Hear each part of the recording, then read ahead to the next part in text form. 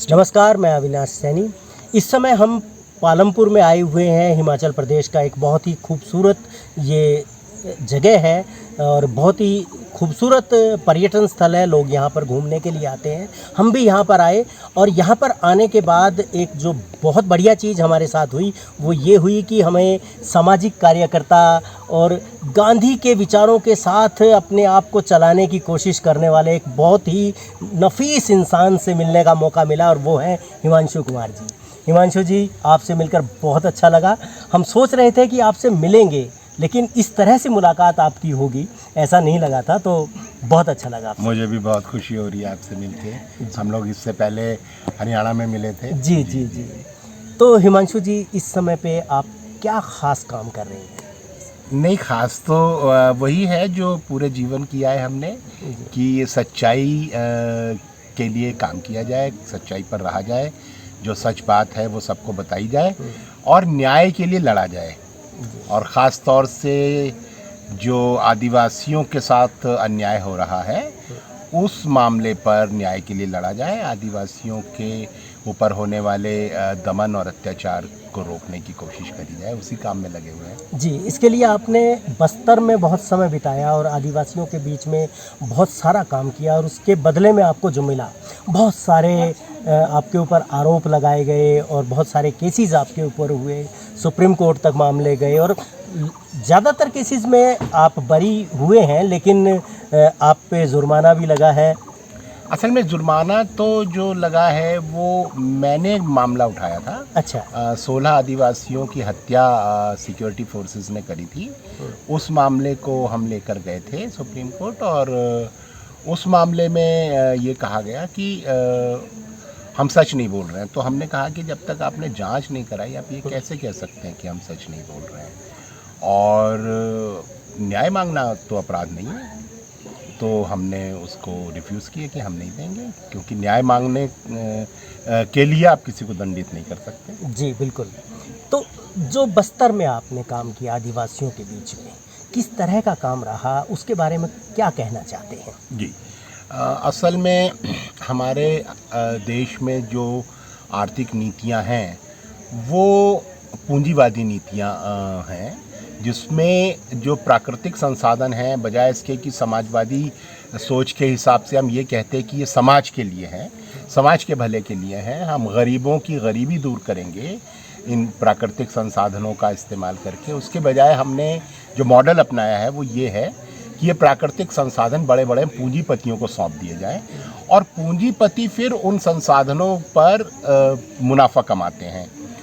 उसी के लिए आदिवासी इलाकों में, क्योंकि प्राकृतिक संसाधन सबसे ज़्यादा और सबसे कीमती प्राकृतिक संसाधन आदिवासी इलाकों में ही हैं, तो ये जो बड़े पूंजीपति हैं ये उन संसाधनों पर कब्जा करने के लिए आदिवासी समुदाय को वहाँ से हटाना चाहते हैं। आदिवासी हटते नहीं हैं, तो फिर आदिवासियों को ज़बरदस्ती उन पर अत्याचार करके, उन पर हमले करके, उनके गांव जलाकर, उनकी बेटियों से बलात्कार करके, उनके बच्चों की हत्या करके, नौजवानों को जेलों में डालकर, इस तरीके से आदिवासी समुदाय को वहाँ से हटाने की कोशिश करी जाती है। तो हम फिर उसमें न्याय का मुद्दा उठाते हैं, हम लोकतंत्र का मुद्दा उठाते हैं, हम उसमें समाजवाद का मुद्दा उठाते हैं। तो फिर हम लोगों को जेलों में डाला जाता है। हमारे 16 साथी जेलों में हैं, जिनको भीमा कोरे गांव का मामला बनाकर पिछले 6 सालों से जेलों में डाला हुआ है और 6 साल में आज तक चार्जशीट भी फाइल नहीं करी है, क्योंकि वो मामला ऐसा है कि उसमें सरकार कह रही है कि इन लोगों ने एक षड्यंत्र बनाया। अच्छा भाई, षड्यंत्र किस चीज़ का बनाया पता नहीं, क्या कोई अपराध हुआ पता नहीं, क्या इन्होंने कोई बम फोड़ा पता नहीं, क्या कोई गोली चलाई पता नहीं, किसी को मारा पता नहीं, तो क्राइम क्या है पता नहीं, लेकिन 16 लोगों को जेल में डाल दिया। तो इतना एक मजाकिया ये वो बनाया गया है। लेकिन जो फाइनेस्ट हमारे सोशल एक्टिविस्ट हैं, जिसमें सुधा भारद्वाज हैं, जिसमें बहुत सारे वकील हैं, संपादक हैं, पत्रकार हैं, उन सबको जेलों में डाल रखा है। तो ये सब चल रहा है इस समय, उसी में हम लोग भी लगे हुए हैं कि न्याय बचे, समाजवाद बचे, लोकतंत्र बचे, संविधान बचे। अभी एक फिल्म आई है बस्तर के नाम से। जी, और जी, बस्तर द नक्सल स्टोरी। जी, और उसमें आपका किरदार हमें दिखाई देता है। तो उसमें जिस तरह के आरोप आपके ऊपर लगाए गए हैं उसके बारे में आपको क्या कहना है? हाँ, जब मैं वहाँ था तो वहाँ के जो एसएसपी थे दंतेवाड़ा के, जो बहुत बदनाम है बलात्कार के मामले में, वो साबित हो गया था कि उन्होंने बलात्कार किया है लेदा नाम की महिला के साथ। और वो तो उनका मजिस्ट्रेट के सामने लेदा का बयान है, तो मजिस्ट्रेट के सामने दिया गया बयान तो सज़ा दिलाने के लिए काफ़ी है, लेकिन वो राजनीतिक कारण से बच गए। तो उसके अलावा 3 गांव जलाने के मामले में सीबीआई इंक्वायरी में भी उनका नाम आ गया था, फिर राजनीतिक दबाव में उनका नाम हटाया गया। तो वो एक अपराधी किस्म के अधिकारी हैं और उन्होंने ये बयान दिया था कि पहले कहा कि हिमांशु कुमार विदेशों से पैसा लाकर नक्सलियों को देता है। फिर मेरा FCRA कैंसिल कर दिया गया और मेरे सारे फॉरेन जो मदद हमें वहाँ आती थी, जो स्वास्थ्य, शिक्षा, रोज़गार के काम हम करते थे उसके लिए आती थी, वो रोक दी गई। उसके बाद हमारे पास कोई फंड नहीं था। तो फिर ने बयान दिया कि हिमांशु कुमार नक्सलियों से पैसा लेते हैं। तो मैंने फिर मीडिया से कहा, मैंने कहा भाई ये तो डिसाइड करो कि मैं पैसा देता हूँ कि लेता हूँ। कभी कहते हो मैं नक्सलियों को पैसा देता हूँ, कभी कहते हो मैं नक्सलियों से पैसा लेता हूँ। तो ये तो खैर इन लोगों के झूठ का तो कोई आधार नहीं है। और जो फिल्म में दिखाया गया है वो फिल्म तो इतनी वाहियात है। उसमें नंदिनी सुंदर का किरदार है, उसमें अरुंधति रॉय का किरदार है, और उसमें हम लोगों को बहुत नेगेटिव लाइट में दिखाया गया है। और जो इरशाद अली नाम का मेरा कैरेक्टर है वो इरशाद अली बना दिया है। मुस्लिम कैरेक्टर इसलिए बनाया ताकि लोग और ज़्यादा नफ़रत करें। और उसमें चरखा चलाते हुए दिखाया और ये बताया है कि इनके 5 NGO हैं और ये नक्सलियों के लिए फ़ंड और हथियार सप्लाई करते हैं। तो ये जो पूरा फिल्म है ये तो पूरी तरह झूठ पर आधारित है। उसमें कई सारे ऐसे मामले उठाए गए हैं जो साबित हो चुके हैं कि उसमें सरकार की गलती थी, लेकिन उसमें सरकार को निर्दोष दिखाया गया। ये पूरी प्रोपेगेंडा फिल्म है, उस पर जनता ने भी ध्यान नहीं दिया है, फ्लॉप हो गई है, किसी ने देखी भी नहीं है।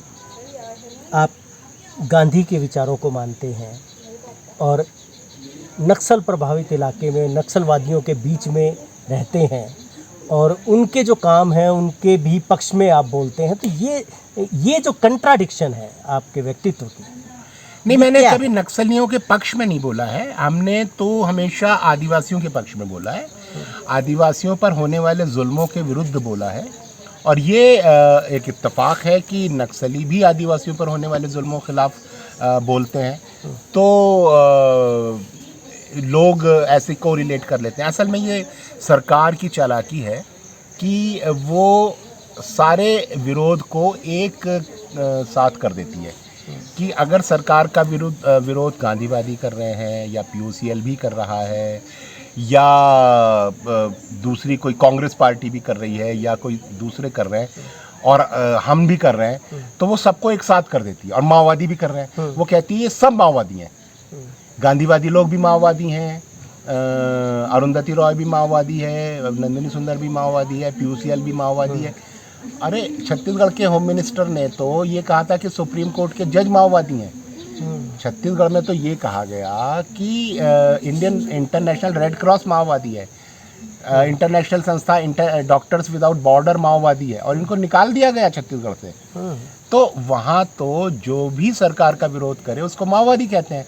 छत्तीसगढ़ में तो जब CBI की टीम गई थी तो पुलिस ने अटैक किया था CBI पर कि हमारी जांच कैसे कर रहे हो तुम। तो आपका मानना है कि आपका माओवादियों से कोई संबंध नहीं? कोई संबंध नहीं है, वो अपने स्पेस में काम कर रहे हैं, हम अपने तरीक़ों से अपने। किस तरह का काम आपने किया? हमने वहाँ पर शिक्षा पर काम किया है, स्वास्थ्य पर काम किया है, पर्यावरण पर काम किया है, खेती पर काम किया है, महिला आजीविका पर काम किया है। हमारे 400 से ज़्यादा SHGs हम लोगों ने संगठित करी थी।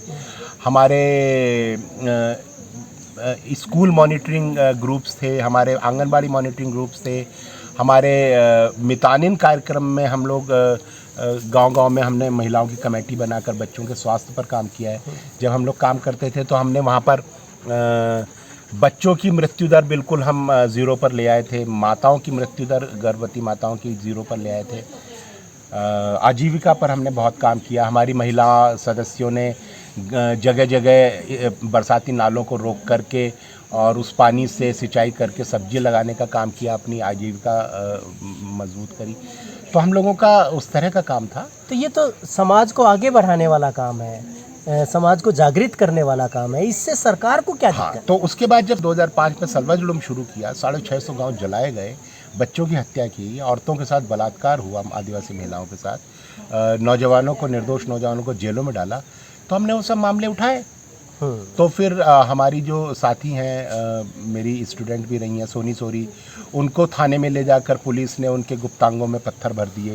उनके भतीजे लिंगा कोड़ोपी के गुदाद्वार में मिर्च से डूबा हुआ डंडा घुसा दिया, और हमारे बहुत सारे साथियों को जेलों में डाल दिया। डॉक्टर विनायक सेन को जेल में डाल दिया। उस तो इस तरीके से जिसने भी न्याय के लिए आवाज़ उठाई, सच्चाई के लिए आवाज़ उठाई, उसको प्रताड़ित किया गया, जेलों में डाला गया। बहुत सारे हमारे साथियों को मार डाला गया। तो और ये हर दौर में होता है, ये कोई ऐसा नहीं है कि पहली बार हुआ है। इतिहास में आप देखिए तो अगर जीसस सच्चाई के लिए आवाज़ उठाते हैं, उनको सूली पर चढ़ा दिया जाता है। सुकरात ने सच्चाई की बात उठाई, उनको जहर पिला दिया गया। गांधी ने जब प्रेम की बात की तो गांधी को गोली मार दी गई। हमारे ही दौर में हमने देखा नरेंद्र दाभोलकर को, पनसरे को, कलबुर्गी को, गौरी लंकेश को गोली से उड़ा दिया। और उड़ाने वाले कौन है? वही जो हमसे लड़ रहे हैं। ये जो फांसीवादी लोग हैं, इन्होंने सबकी हत्या करी है, और इन्होंने हमारे साथ भी इनकी लड़ाई है। तो हमारी लड़ाई जो है वो सांप्रदायिकता से है, फांसीवाद से है, जातिवाद से है, मर्दवाद से है, और पूंजीवाद से है। तो हम उसके लिए ज़िंदगी भर लड़ते रहेंगे। आप सोशल मीडिया पे बहुत ज़्यादा एक्टिव हैं, और आपकी जो पोस्ट होती हैं वो बहुत सारे लोगों के लिए, जो इस तरह के संघर्षों में जो लोग हैं उनके लिए बहुत प्रेरणादायी है, बहुत उदाहरण उससे निकलते हैं। तो ये इतनी अच्छी पोस्ट आप जो लिखते हैं, ये जो लिखने का तरीका है, ये आपने कहाँ से सीखा, कैसे सीखा? देखिए, मैं जो लिखता हूँ वो मैंने किताबों में पढ़ा हुआ नहीं लिखा है। मैंने जो जीवन में किया है मैं वही लिखता हूँ। और जीवन तो सरल है, तो जब आप जीवन लिखते हैं अपना तो वो सरल ही होगा, उसमें तो कोई उलझाव है नहीं। और मैं जीवन को जैसे सरलता से देखता हूँ वैसी सरलता से समझा देता हूँ। तो वो लोगों दिल से निकली बात दिल तक पहुँच जाती है। उसमें शब्दों का भारीपन नहीं है, वाक्यों की क्लिष्टता नहीं है, बिल्कुल सीधा सरल जो मैं जीवन को देखता हूँ वही मैं साझा कर देता हूँ। तो ये जो आर्ट है ये कहीं से तो आई होगी आपके पास में? जी, मेरे पिताजी गांधी जी के साथ रहे, और उन्होंने जाकिर हुसैन साहब, जिन्होंने जामिया मिलिया की स्थापना की, नई तालीम का जो गांधी जी का कार्यक्रम था उसमें मेरे पिताजी थे, पहले बैच के पहले में वो स्टूडेंट थे। तो वो बताते थे कि जाकिर हुसैन साहब बहुत सरल लिखते थे, छोटे छोटे वाक्य लिखते थे। तो मेरे पिताजी ने बचपन में मुझे ये बताया था बात कि जाकिर हुसैन साहब ऐसा लिखते थे, और ये देखो पढ़ो उनका। तो जाकिर हुसैन साहब को पढ़ के मैंने थोड़ा सीखा उनसे। वो भी बहुत सरल लिखते हैं, छोटे छोटे वाक्य लिखते हैं। तो वही फिर मैंने लिखते समय उसको अपनाया। अभी आप लोगों को क्या संदेश देना चाहेंगे, और ख़ास तौर पे जो गांधी के विचारों को फैलाने वाली संस्थाएं हैं, उनमें जो लोग काम कर रहे हैं, जो गांधी को मानते हैं, वो इस समय पे कहीं दिखते नहीं हैं। जो विरोध गांधी जी ने किया, जो अहिंसक तरीके से, वो अभी नहीं दिखता है गांधीवादी प्रतिष्ठानों में। तो क्या कहेंगे आप? असल में बहुत सारे लोग जो है जब किसी को आदर्श मानते हैं तो वो उसकी नकल करने में लग जाते हैं, लेकिन वो ये नहीं समझते कि गांधी तो सदैव इवॉल्व होने वाले व्यक्ति थे। गांधी ने खुद कहा कि मैं खुद गांधीवादी नहीं हूँ, मुझे कल जो बात सही लगती थी मैं वो कहता था, आज मुझे जो बात सही लगेगी मैं वो कहूँगा। मैं लगातार बदलते रहने वाला हूँ, इसलिए मैं खुद भी गांधीवादी नहीं हूँ। मैं अपने को फॉलो नहीं करता, मैं तो लगातार बदलता रहता हूँ। और उनका कल जो मैंने कहा था और आज जो मैंने कहा उसमें आज पर भरोसा करना, कल वाली बात पर भरोसा मत करना। लेकिन गांधीवादियों ने ये बात नहीं सीखी, और वो गांधी की तब की बातों की नकल करते रहते हैं। और गांधी अगर आज होते तो आज की बातों को समझते, आज के हिसाब से काम करते, सोचते। तो हमें ये सीखना चाहिए कि आज हमारा क्या ज़रूरत है, समाज में क्या चल रहा है, हमारा क्या इसमें भूमिका हो सकती है। तो आज जो दलितों पर अत्याचार हो रहा है उस पर बोलिए, आज जो आदिवासियों पर अत्याचार हो रहा है उस पर लड़ना चाहिए, जो आज पितृसत्ता पुरुषवाद मजबूत हो रहा है उसके विरुद्ध हमें आवाज़ उठानी चाहिए।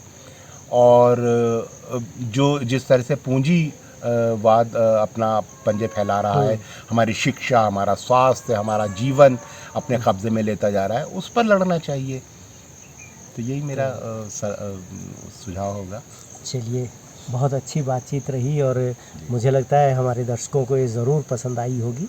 और अगर आपको पसंद आई है तो ज़रूर हमारे चैनल को सब्सक्राइब कीजिए और इस पोस्ट को लाइक कीजिए ताकि इस तरह की पोस्ट लगातार आप तक पहुंच सके। आपका बहुत बहुत शुक्रिया। Thank you.